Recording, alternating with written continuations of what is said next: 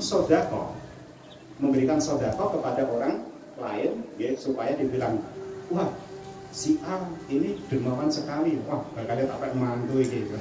Tujuannya kan, nopo ini motifnya karena nopo orang lain. Nah, yang termasuk orang yang dalam kategori yang kedua niki, boten sampai disebut sebagai seseorang yang kafir boten, ya, tetapi itu termasuk dosa. أما الكبيرة الثانية في حديث النبي صلى الله عليه وسلم المقصود بها عقوق الوالدين. Bisa, Panji bisa yang beliau.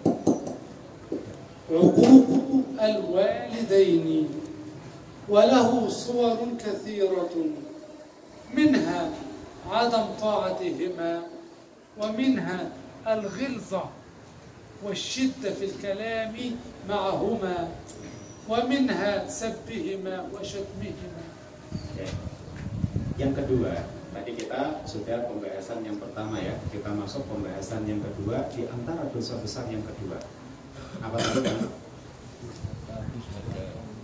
Durhaka terhadap kedua orang tua.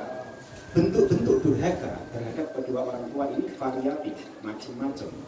Ada kalanya tidak mengikuti ya, apa yang diperintahkan kedua orang tua, ya, selama itu dalam kebaikan.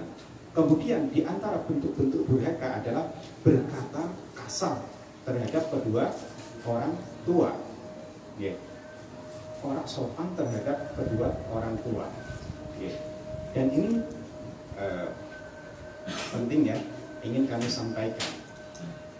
Di antara durhaka terhadap kedua orang tua, ingat, di antara durhaka terhadap kedua orang tua adalah mencaci orang tua temannya. Ingat, di antara durhaka kepada kedua orang tua, mencaci orang tua temannya. Contohnya seperti apa? Maaf, seperti perkataan yang kadang-kadang, mohon saya bukan sering sekali berseliweran itu suaranya yang kencang-kencang kami dengar ya, kadang-kadang nopo suara kurang sopan nggak pantas itu sering saya mendengarkan. Kadang-kadang ada yang di sana itu mencaci dengan cacian yang didahului ya, untuk mencaci kakeknya ya, itu kata-kata yang didahului ya dengan inisial K dan diakhiri dengan E, itu saya sering mendengar kados mekaten. Ini hati-hati. Itu termasuk apa? Durhaka terhadap terhadap orang tua. Ya. Analisanya bagaimana? Kenapa mencaci orang tua orang lain atau temannya itu termasuk durhaka kepada orang tua? Ngaten kan? Ya. Dan terus ketika ya, ada seseorang yang mencaci orang tua temannya, kemudian temannya itu membalas mencaci orang tuanya dia, maka orang yang memulai ini sama halnya mencaci orang tuanya secara langsung, karena dia yang menyebabkan ya, orang lain mencaci orang tuanya. Maka hukumnya mencaci orang tua orang lain adalah ya, termasuk haram dan termasuk dosa besar, ya, termasuk hukum walidain. Ini perlu untuk difahami, ya. Jadi jangan main-main dengan adanya kebiasaan yang di sana itu, ya, itu tadi yang di awal ya kami mukadimai. Kadang orang kalau tidak mempunyai ilmu, dia itu menganggap biasa suatu dosa. Saya ulangi lagi, kadang orang yang tidak mempunyai ilmu, dia itu menganggap biasa suatu dosa. Ya. Ini penting, kita mengetahui sesuatu supaya tidak terjerumus ke situ. وطلاب الأعزاء اسمعوا هذا الحديث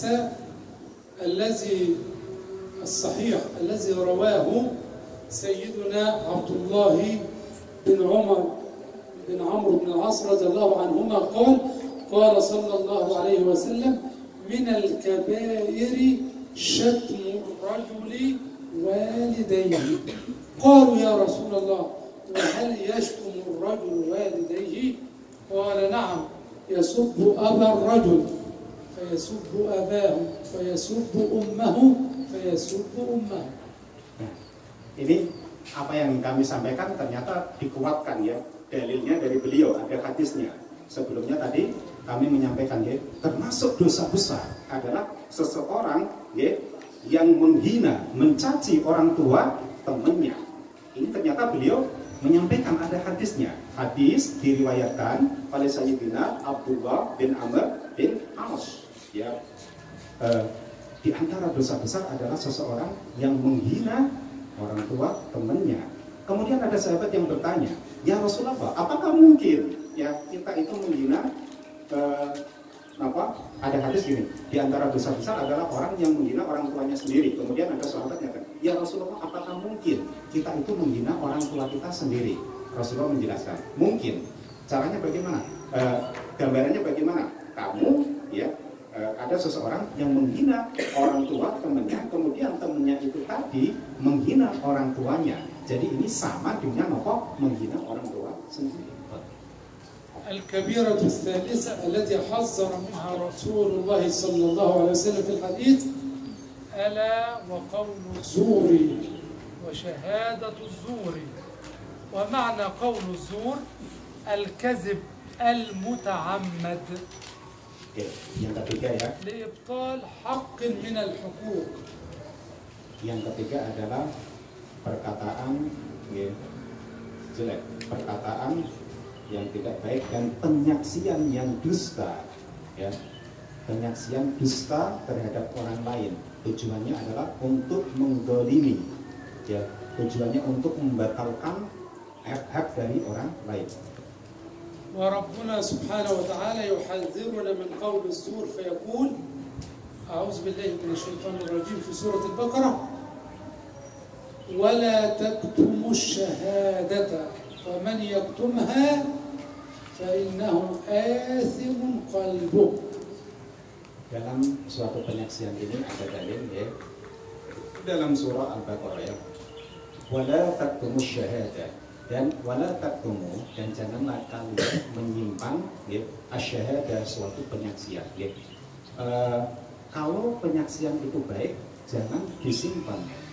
Lantas kalian itu mengeluarkan penyaksian yang tidak baik.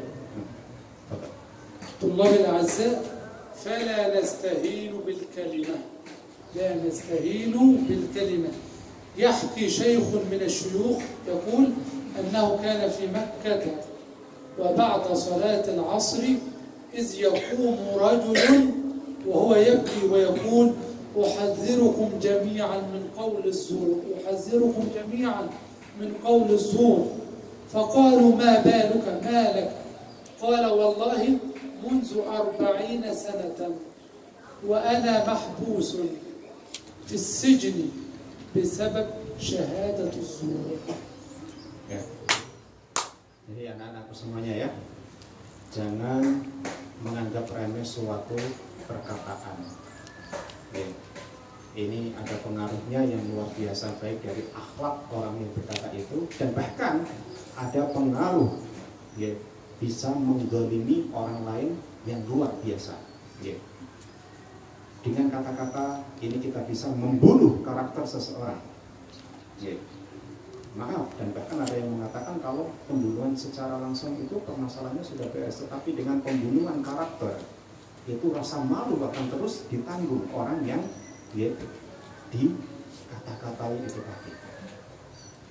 Baik, beliau menceritakan ya, jangan sampai kita itu menganggap remeh, menganggap enteng penyaksian atau kata-kata buruk kita. Ini sebab bisa menggolimi, bisa menganiaya orang lain.